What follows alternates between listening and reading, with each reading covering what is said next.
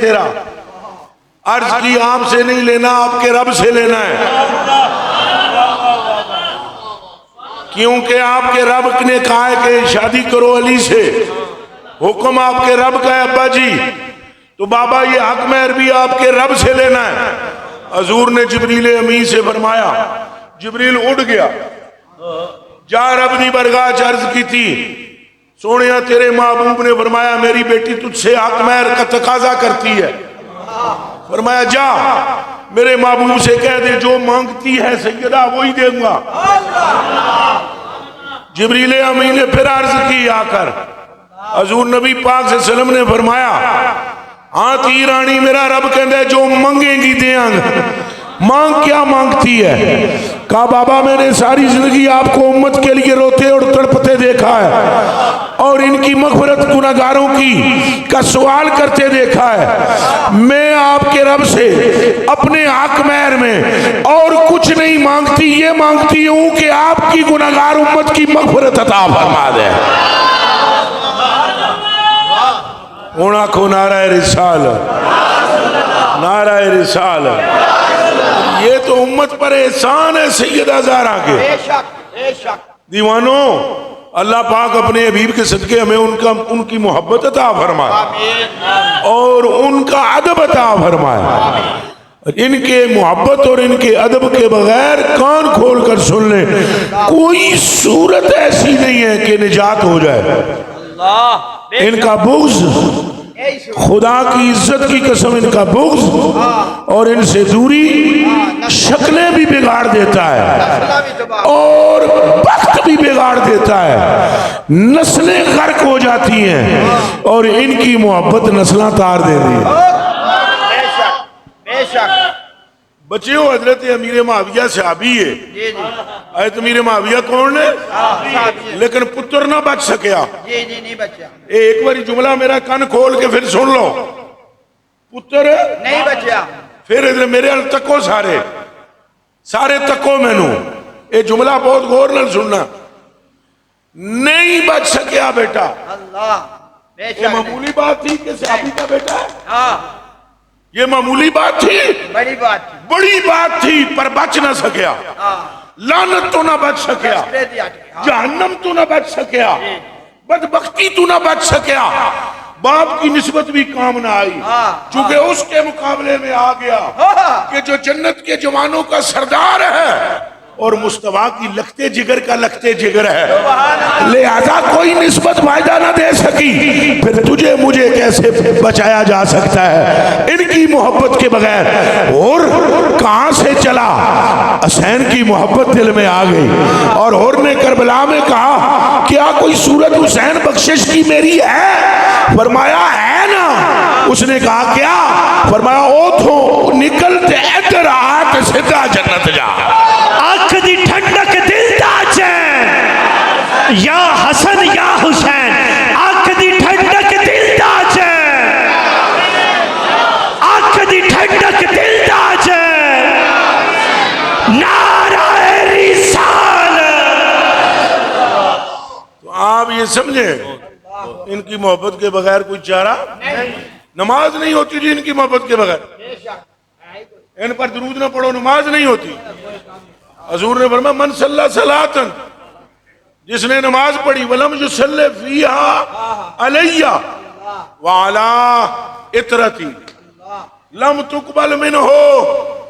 نبی پاک نے فرمایا جس بندے نے نماز پڑھی اور اس نے مجھ پر اور میری اولاد پر درود نہ پڑھا، اس کی نماز میں سے کچھ قبول نہ ہوگا۔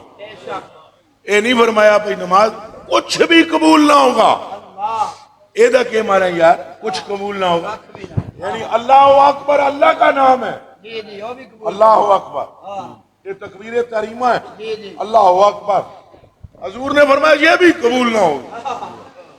سبحان ربی الاعلیٰ، سبحان ربی العظیم، اے بھی قبول نہیں، التحیات للہ، اے بھی قبول نہیں۔ فرمایا جب تک بندہ مجھ پر اور میری آل پر درود نہ پڑے تو اس کی نماز قبول نہیں۔ دیوانیاں جنہ تو بغیر نماز قبول نہیں، انہیں تو بغیر خدا کی میں مل سکتا ہے۔ اللہ پاک ہمیں اہل بیت کی محبت عطا فرمائے، اللہ پاک ہمیں اہل بیت کا عشق عطا فرمائے، اور نبی پاک صلی اللہ علیہ وآلہ وسلم کے بالخصوص جو سیدہ پاک ہیں ان کی حیات عطا فرمائے۔